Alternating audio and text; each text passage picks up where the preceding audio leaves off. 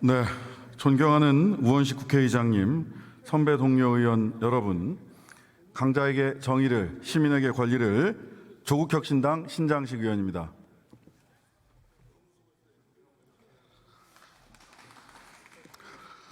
저는 찬성 토론, 반박 토론, 그리고 보충 토론 이렇게 세 부분으로 나눠서 말씀을 좀 드리도록 하겠습니다. 먼저 찬성 토론부터 시작하겠습니다. 부부는 나이가 들어 결혼했습니다. 아이를 갖고 싶었지만 쉽지 않았습니다. 남편은 남편대로, 아내는 아내대로 애타는 시간을 보내야만 했습니다. 다 본인 탓인 것 같았기 때문입니다. 그리고 마침내 2003년 1월 축복처럼 아이가 세상에 왔습니다. 너무 행복해 뜬 눈으로 아이만 쳐다보다 아침을 맞기도 했다고 합니다. 금지옥엽, 부부에게 아이는 금지옥엽이었습니다. 이렇게 키운 아들이 20살이 되었고 국방의 의무를 다하기 위해 군대에 갔습니다. 해병대. 귀한 아들은 해병대를 선택했습니다. 걱정이 앞섰지만 아들의 선택을 부부는 존중했습니다. 수료식, 함께 점심을 먹었습니다. 구릿빛으로 변한 피부, 씩씩한 눈매, 참 든든했습니다. 하지만 그날이 마지막이었습니다. 전화를 끊을 때면 사랑한다는 말을 달고 살았던 외동 아들은 그 사랑한다는 말도 하지 못하고 부모 곁을 떠났습니다. 2023년 7월 19일 오전 9시 10분경 최해병의 시간이 멈춰서고 말았습니다.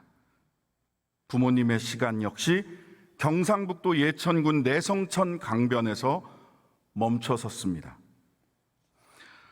사랑하는 자녀의 갑작스러운 죽음으로 평범했던 일상이 멈춰서 버린 부모님 앞에서 엄마, 내가 수근이 손을 못 잡았어 라며 괴로워하는 생존병사 앞에서 전우를 잃고 망연자실 넋을 놓은 해병 전우들 앞에서 군대에 가 있거나 가야 할 청년들 앞에서 우리가 할 수 있는 일을 찾아야 하지 않겠습니까? 오늘의 이 토론이 그 일을 찾는 의미 있는 결과를 만들어 내야만 하지 않겠습니까? 존경하는 선배 동료 의원 여러분, 진상을 규명해야 합니다.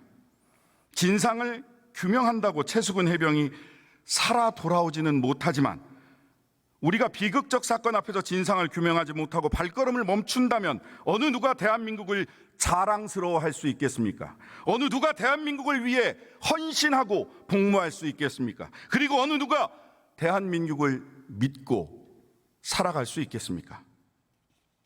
지금 순직 해병 사건 특별검사 실시하자는 것은 이상한 일, 특별한 일을 하자는 것이 아닙니다. 국회가 국회의 할 일을 하자는 것입니다. 대한민국 정부에 대한 신뢰를 더 이상 무너뜨리지 말자는 것입니다. 아니, 무엇보다 인간의 도리를, 어른의 의무를 다하자는 것입니다.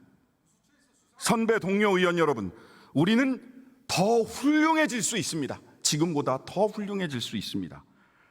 입법부의 의무를 다합시다. 부모님이 슬픔을 딛고 일상으로 돌아갈 수 있게 합시다. 해병대가 해병대임을 명예롭고 자랑스러워할 수 있도록 합시다. 우리 모두는 지금 전우를 잃은 한 사람의 해병입니다. 대통령실이 밝힌 특검법 반대 이유에 대한 의견 말씀드리겠습니다. 첫째, 야당만의 후보 추천은 처음 있는 일이 아닙니다. 이명박 정부의 내곡동 사저 부지 특검법, 박근혜 정부의 최순실 등에 의한 국정농단 사건 특검법도 야당만 추천하도록 되어 있었습니다.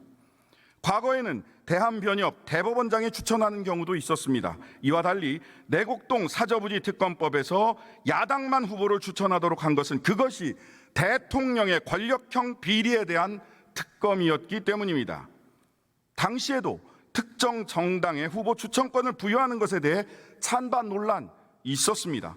하지만 최종적으로 헌법재판소는 정치적 상황의 특수성과 여야 합의의 취지, 특검 자격 기준의 공정성 등이 고려되어 입법 정책적 결정이 이루어진 것이라고 합헌 결정을 내린 바 있습니다. 최순실 국정농단 특검도 마찬가지입니다.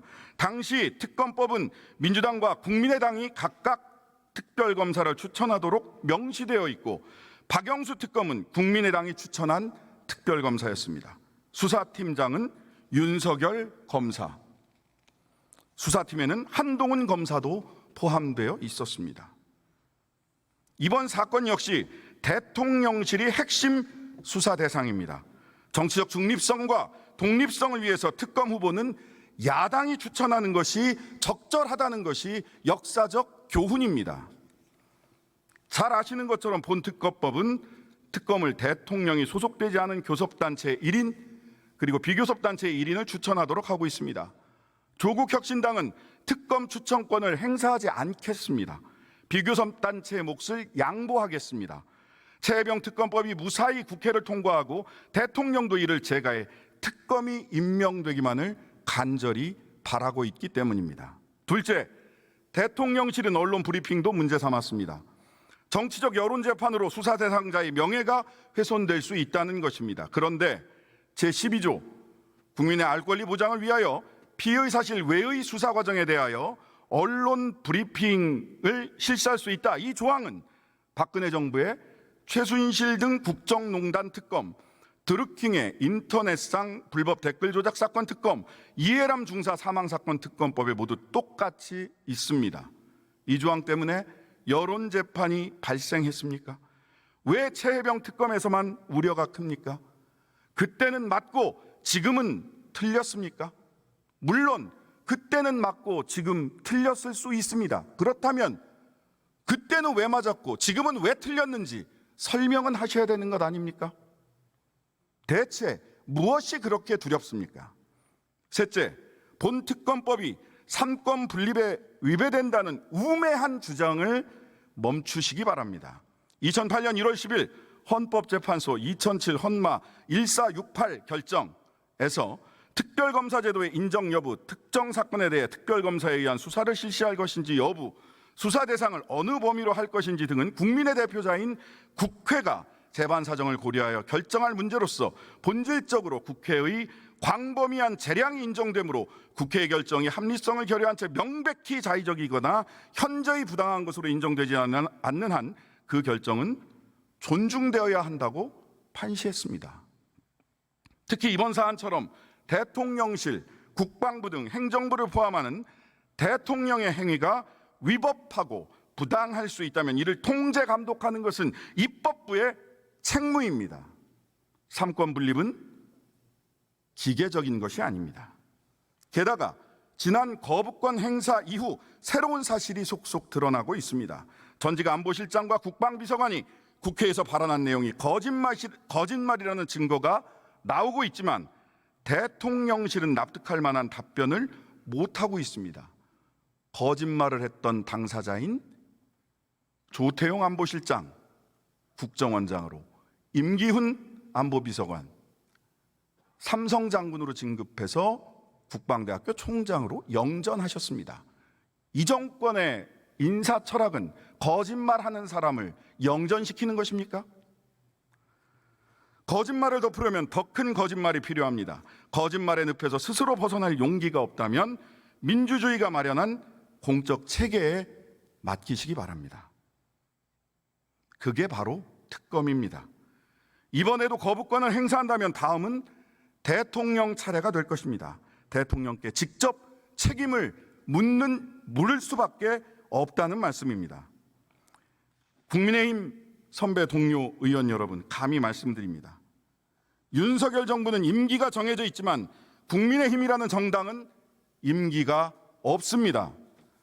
박근혜 전 대통령은 탄핵되었지만 정치는 계속되었고 국민의힘은 새로운 대통령을 당선시켰습니다.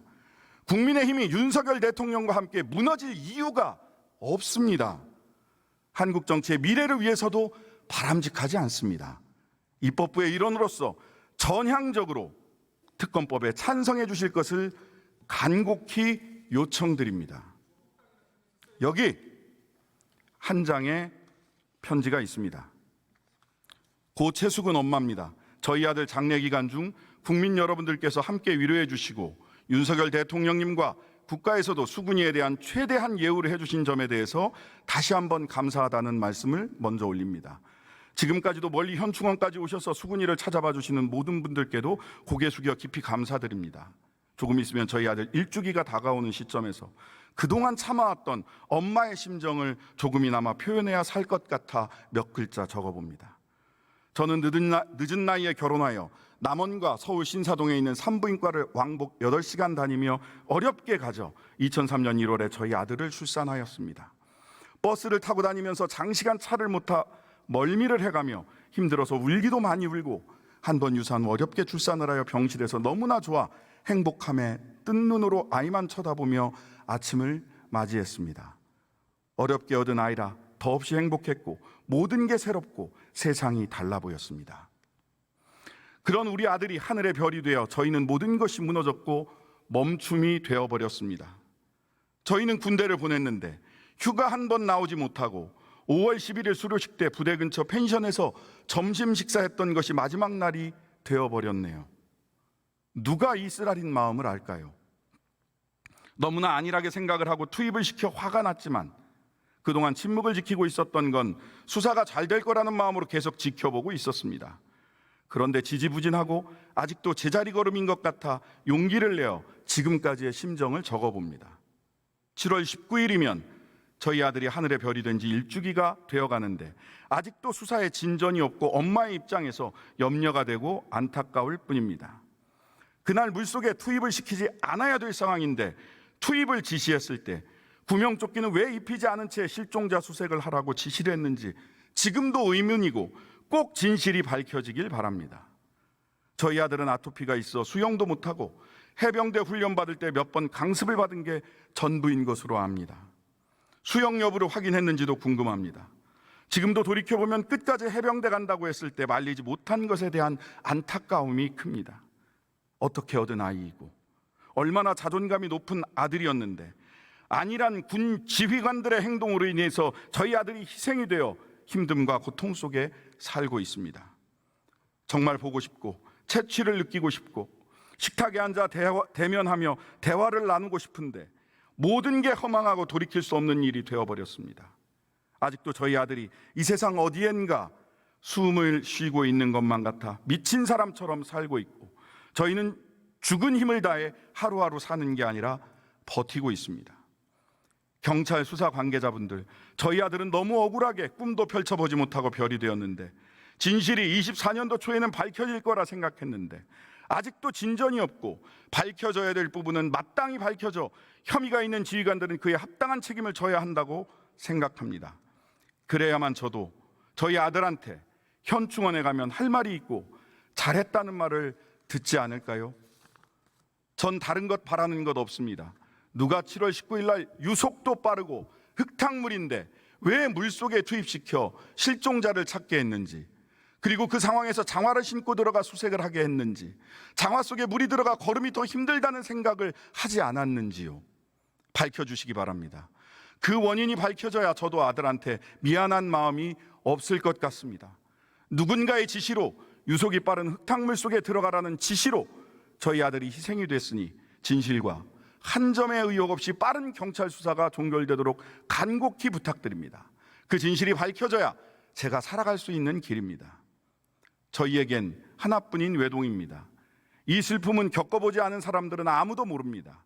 얼마나 힘듦과 고통 속에 살고 있는지 지금이라도 현관문을 열고 활짝 웃으며 들어올 것만 같은 아들, 사랑스러운 아들, 너무 그립고 보고 싶습니다.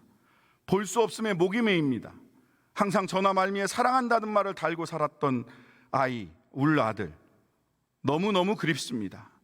모든 삶이 송두리째 무너지고 고통 속에 사는 모습을 한 번이라도 생각해 보셨다면 저희 입장을 헤아려 주시고, 수사 관계자분들도 많은 업무가 산적해 있을 거라 생각하지만 투명하게 진실이 밝혀질 수 있도록 속도를 내어주시면 감사하겠습니다. 그리고 국방부 장관님 등 관계 당국에 감히 호소드립니다. 저희 아들 사망사고로 조사하시다 고통을 받고 계신 박정훈 전 해병대 수사단장님의 군인으로서의 명예를 회복시켜 주시고 과감하게 선처를 해주시기를 간곡히 부탁드립니다. 또 장마철이 다가옵니다. 저희와 약속했던 재발 방지 대책을 신속히 수립하셔서 다시는 우리 장병들에게 비극이 반복되지 않도록 해주시고 수근이가 좋아했던 해병대로 다시 거듭나기를 기원합니다.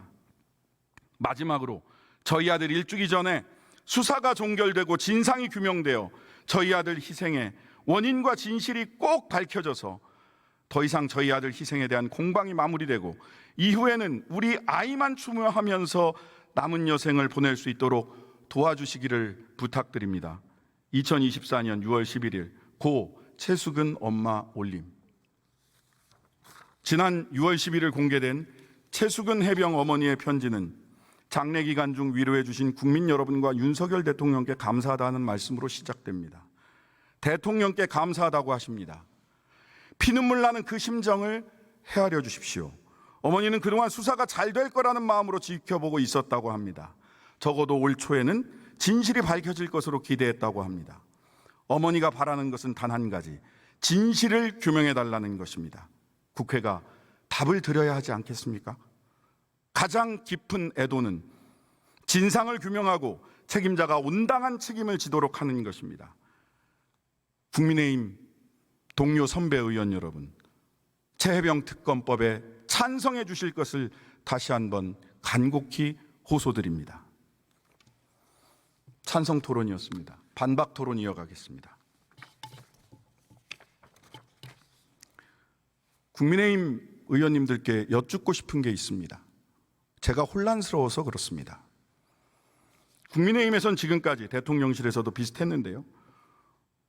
최해병 사건을 수사했던 해병대 수사단이 조사만 해야 되는데 수사를 해서 문제다라고 말씀하셨던 것으로 기억합니다. 그런데 오늘 주진우 의원님의 토론을 보면 충분히 수사하지 않은 채, 충분한 수사 인력과 수사 기간 확보하지 않은 채 열흘만 수사하고 경찰에 넘겼기 때문에 문제라고 말씀하십니다. 해병대 수사단에는 수사권이 있습니까? 없습니까? 수사를 해서 문제입니까? 수사를 충분히 하지 못해서 문제입니까?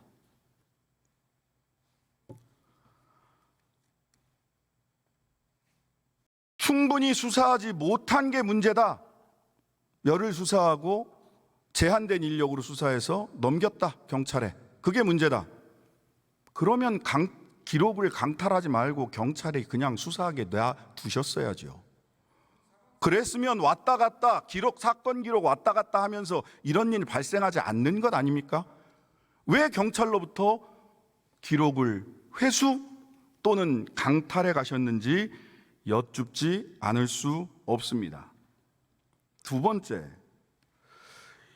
이종섭 장관은 수사기록 이첩을 결재하는 공문서에, 이첩을 명령하는 공문서에 결재 사인을 하셨습니다. 묻고 싶습니다. 이렇게 공문서에 사인을 해서 결재한 공문서를 취소하려면 어떻게 해야 합니까? 구두로 취소가 가능합니까? 제가 아는 행정 절차 규정은 구두 취소가 불가능하다라고 저는 이해하고 있습니다. 따라서 이첩을 결정한 결재 문서는 단 한 번도 지금까지 취소된 사실이 없습니다. 있습니까? 없습니다. 그렇다면 무엇을 근거로 해서 수사 기록을 회수 또는 강탈해 가신 겁니까? 누가 이종섭 장관의 명령을 따른 것이고 누가 이종섭 장관의 명령을 따르지 않은 것입니까? 이첩을 결정한 공문서에 이종섭 장관, 국방부 장관이 사인을 했고 결재를 했고 그 결재에 따라서 사건을 이첩했습니다. 박정훈 수사단장은 뭐가 잘못된 겁니까? 그 공문서 취소된 적이 있습니까? 없습니다. 지금까지 드러난 사실관계에서 이첩 명령 공문서든 취소된 사실이 없습니다. 누가 이종섭 장관의 명령을 따르지 않은 것입니까? 기록을 회수 또는 강탈해 간 사람들이 이종섭 장관의 명령을 따르지 않은 것 아닙니까? 장관의 명령을 따르지 않고 구두 지시만으로도 장관의 명령을 뒤집을 수 있는 사람 대한민국에 누가 계십니까? 대통령밖에 더 있습니까? 대통령께서도 구두로만 지시하시면 안 됩니다. 공문서에 이첩을 취소한다 라고 공문서로 결재해서 명령하셔야 되는 것 아닙니까? 그런 공문서 있습니까? 보고 싶습니다. 아까 주진우 의원께서는 사건 기록을 회수해 와서 더 많은 500페이지 몇백 페이지짜리 사건 기록을 더 많이 수사해서 경찰에 다시 넘겼다. 잘한 일이다. 이렇게 얘기를 하셨습니다. 도둑질한 금괴에 쌀을 넣어서 돌려주면 도둑질이 잘하는 일이 되는 겁니까? 강탈하는 순간 이미 범죄가 저질러진 것 아닙니까? 기록 500페이지가 1000페이지가 되고 10,000페이지가 된다고 하더라도 기록을 강탈해간 사실이 달라집니까? 금괴를 훔쳐가서 그 안에 쌀이 아니라 금싸라기를 넣어서 돌려준다고 하더라도 금괴를 훔쳐간 사실이 행위가 도둑질이라는 사실 달라집니까?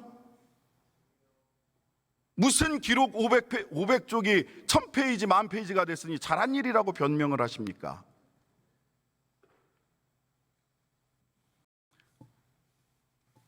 수사 열흘 만에 이첩한 것, 그 인력으로 열흘 수사하고 8명을 혐의자로 적시해서 이첩한 것, 잘못된 수사다 또는 잘못된 조사다라고 말씀하셨습니다.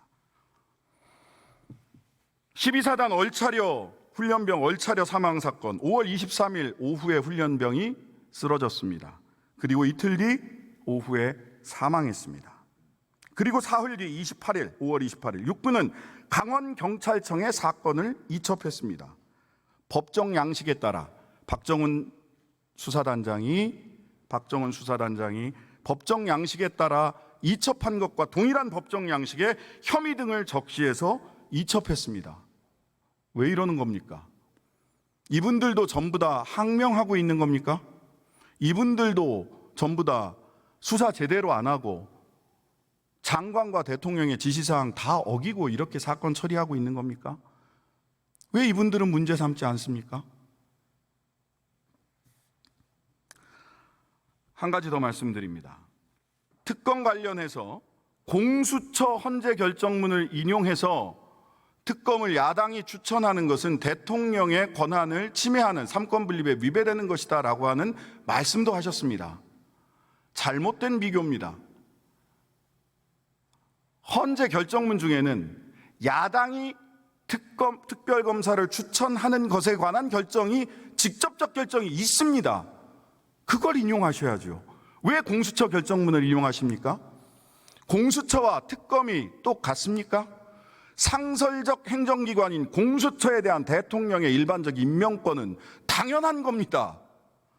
하지만 대통령이 핵심 수사 대상이 되는 특검에서 야당이 추천을 해서 대통령이 임명하는 특검법에 대해서 헌재는 합헌 결정을 내린 바 있습니다. 그 결정문을 인용하셔야죠. 왜 그 결정문 인용하지 않으십니까? 불리하니까. 안 그렇습니까? 그게 아니라면 왜 직접 특별검사 추천에 관한 헌재 결정문이 있는데 왜 그 결정문 인용하지 않으세요? 예.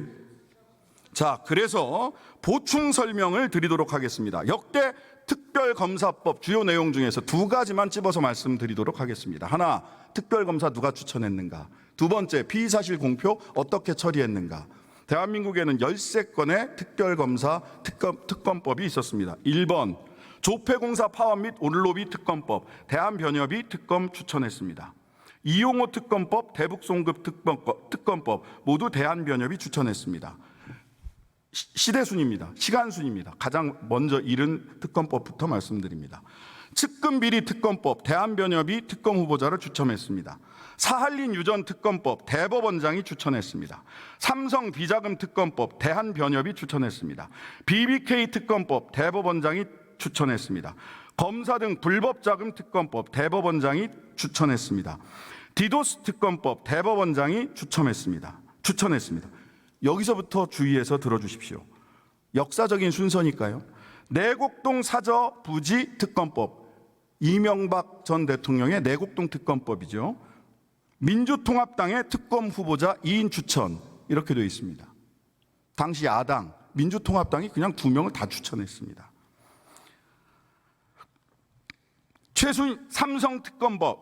상설특검법은 빼겠습니다. 이건 뭐 상설특검법이니까 일반적 특검법이 아닙니다. 최순실 등 국정농단 특검법, 더불어민주당, 국민의당 각각 특검 후보자 2인을 추천합니다. 여기는 아예 당명까지 지정되어 있습니다. 더불어민주당과 국민의당. 그리고 국민의당이 추천했던 박영수 특검이 되었고요. 특검 후보가 특검이 되었고 수사팀장은 윤석열.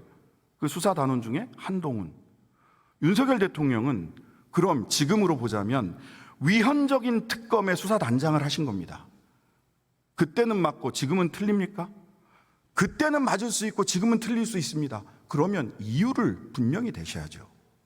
그때는 왜 그런 위헌적인 특검의 수사단장으로 윤석열 대통령 가셨는지, 지금은 대통령인 지금은 왜 안 되는지 솔직하게 말씀을 해주셔야지 저희들이 납득을 하고 토론을 할 수 있지 않을까요?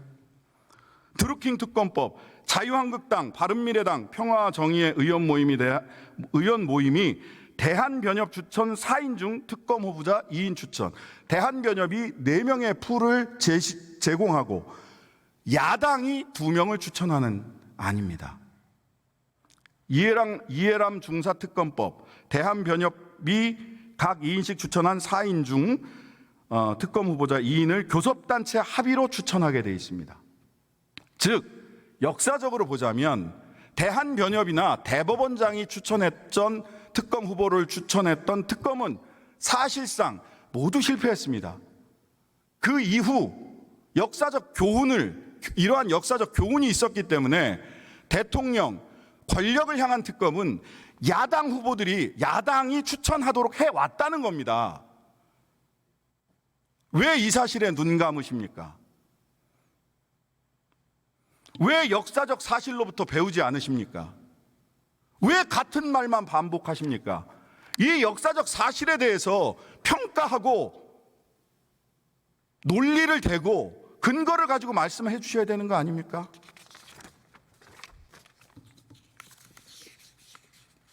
피의사실 공표 관련돼서 말씀드리겠습니다. 첫 번째, 대한민국 형법은 피의사실 공표죄가 형법이 최초로 제정된 때부터 지금까지 존재합니다. 하지만 피의사실 공표죄로 처벌받은 검사 몇 명이나 있는 줄 아십니까? 한 명도 없습니다. 그런 분이 피의사실 공표, 그 검사 출신이신 분들이, 지금의 또 검사들이 피의사실 공표를 이야기하는 것 자체가 저는 넌센스고 코미디고 내로남불이라고 생각합니다. 각 특검에서 피의사실에 대한 각 특검에서 언론 브리핑 어떻게 처리했는지 살펴보도록 하겠습니다. 박근혜 정부의 최순실 등 민간인에 의한 국정농단 의혹 사건 규명을 위한 특별검사의 임명 등에 관한 법률 제12조 사건의 대국민 보고, 국민의 알 권리 보장을 위하여 피의사실 외의 수사 과정에 대하여 언론 브리핑을 실시할 수 있다. 드루킹 특검, 피의사실 외의 수사 과정에 관한 언론 브리핑을 실시할 수 있다. 이해람 중사 사건, 국민의 알 권리 보장을 위하여 피의사실 외의 수사 과정에 대하여 언론 브리핑을 실시할 수 있다. 이용호 주가 조작 횡령 사건 특검, 특별검사는 수사 완료 전에 1회 같은 조문이 있고요. 거기에 덧붙여서 특별검사는 수사 완료 전에 1회에 한하여 중간 수사 결과를 발표할 수 있다. 심지어 중간 수사 결과를 발표할 수 있는 조항까지 포함되어 있습니다. 한국철도 등의 사할린 유전개발 참여 관련 의혹 사건 진상규명을 위한 특별검사법, 여기도 특별검사는 수사 완료 전에 1회에 한하여 중간 수사 결과를 발표할 수 있다라고 규정되어 있습니다.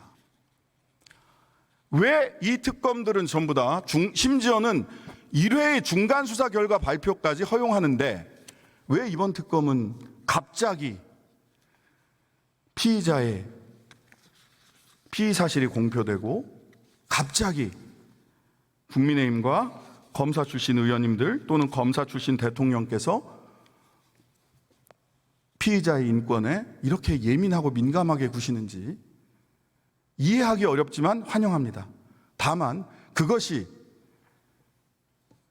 권력자들의 인권, 권력자들의 피의사실 공표에 대한 금지가 되지는 않아야 한다라고 저는 생각합니다.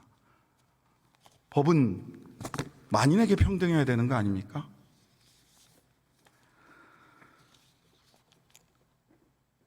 찬성 토론, 반박 토론, 그리고 보충 토론까지 제가 준비한 토론은 여기까지입니다. 논리적으로 반박해달라고 해서 논리적으로 반박을 좀 드렸습니다. 주진우 의원이 아니시더라도 제 뒤에 토론해 주실 국민의힘 의원님들께서 제가 제기한 몇 가지 질문에 대해서 제발 답을 좀 해주셨으면 좋겠다라는 부탁의 말씀을 다시 한번 드립니다. 어른의 도리, 입법부의 책임을 다하는 그런 자리가 되기를 간절히 바랍니다. 감사합니다.